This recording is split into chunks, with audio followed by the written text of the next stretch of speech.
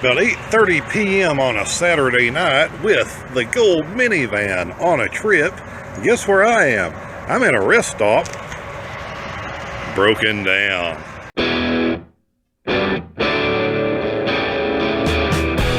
That's right. It's going to be dark in about 30 minutes. Probably looks kind of dark on here now. I'm down at the Virginia-Tennessee line, and I am having all types of problems out of my cooling system now.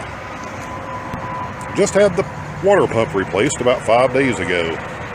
Gauges are going absolutely nuts. Don't seem to be losing water. Definitely not coming out of the water pump, because I checked that again. The water pump was easy to get to. What's not easy to get to on this particular vehicle? The thermostat, and I think that's the issue. I think the thermostat is stuck.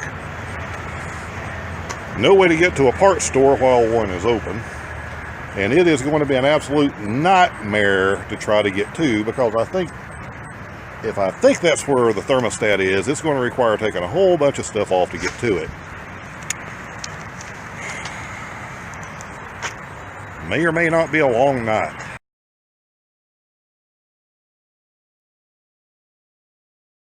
Luckily, knock on wood, I'm in an area where I do have some friends fairly close by. I thought about trying to detour off to one friend's house earlier this afternoon when I started having problems, and I thought I could make it with a couple of stops and get further towards my destination to another friend's house, and that was a really, really stupid decision on my part, because I could have had this parked at a buddy's house an hour and a half ago.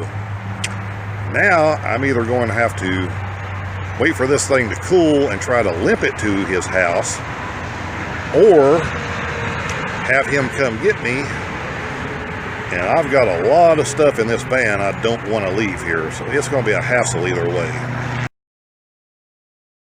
Okay, the short version of what went on the next day and why this became such a problem. And here's the fun part. I figured out, a few hours later I was thinking about this, the last time I was stranded on the side of the road somewhere, 1993, 27 years. Despite what a fiasco this turned into, I really can't complain too much. But here's why it became an issue. With the camping stuff out, I have no bed. I also have a van full of merchandise. So luckily, a friend comes, rescues me. I just abandoned the van in a Kroger parking lot, went back for it the next morning. The reason this was going to be such an issue is this being Saturday night turning into Sunday. In this area, all the car dealerships are closed on Sunday. That eliminates a place to rent a vehicle. I need to be 5 hours down the road by Sunday night. That leaves the airport. In this area, the airport is small. Hertz has already filed for bankruptcy protection. The other rental car companies aren't in good shape either, and because you have a very small percentage of people flying, these companies are all selling their vehicles off rather than let them sit around and depreciate, which means there are very few vehicles to actually rent to begin with, meaning the odds of me being able to go rent a minivan or a full-size van are pretty slim. The other option for me would have been U-Haul.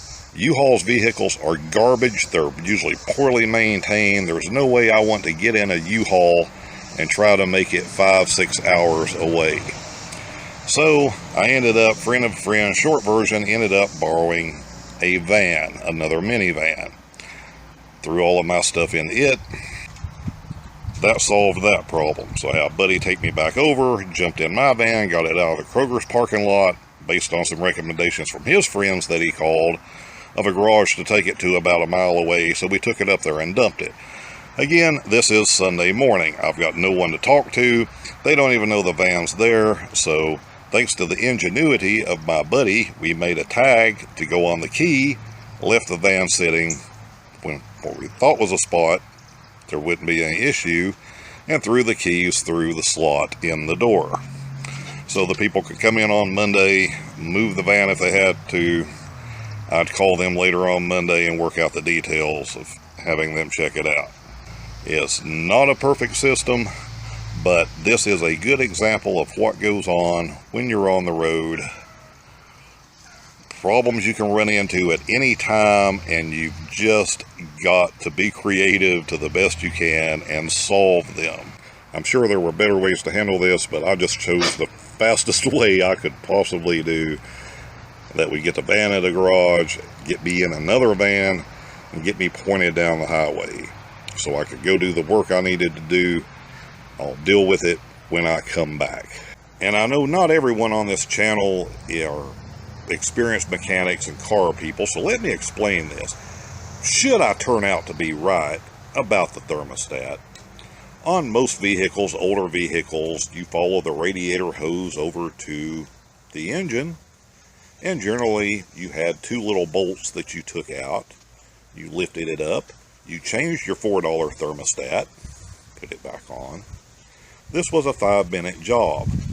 Not on this particular minivan. No, no, no.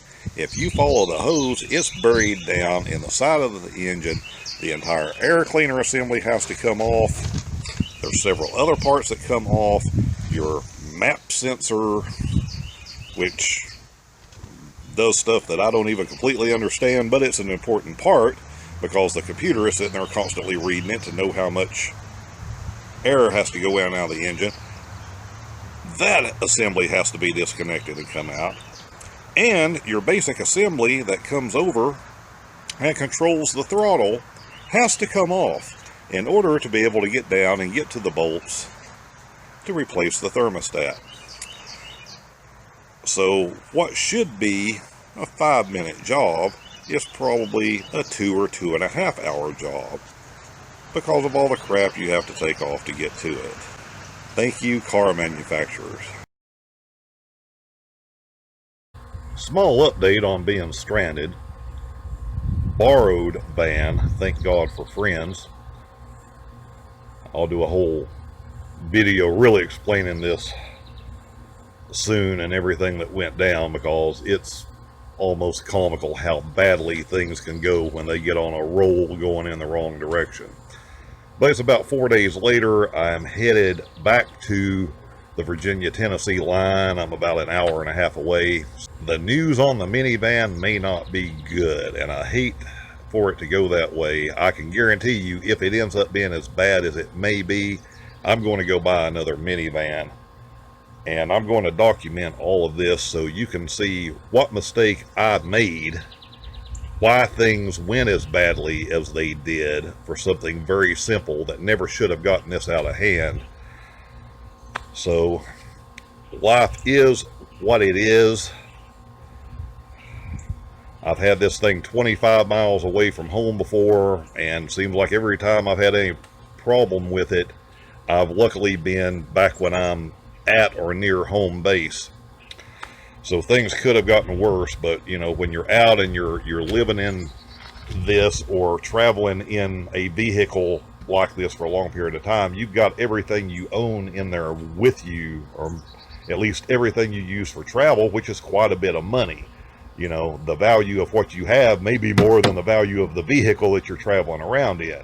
And you can't just leave this stuff sitting on the side of the road, or, you know, parked in a garage parking lot or whatever. In this case, I had the majority of the camping stuff out, and I had this van filled with merchandise,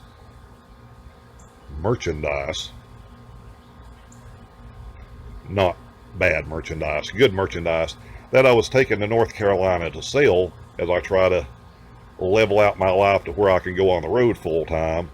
And that's what led to all this. So again, it is what it is.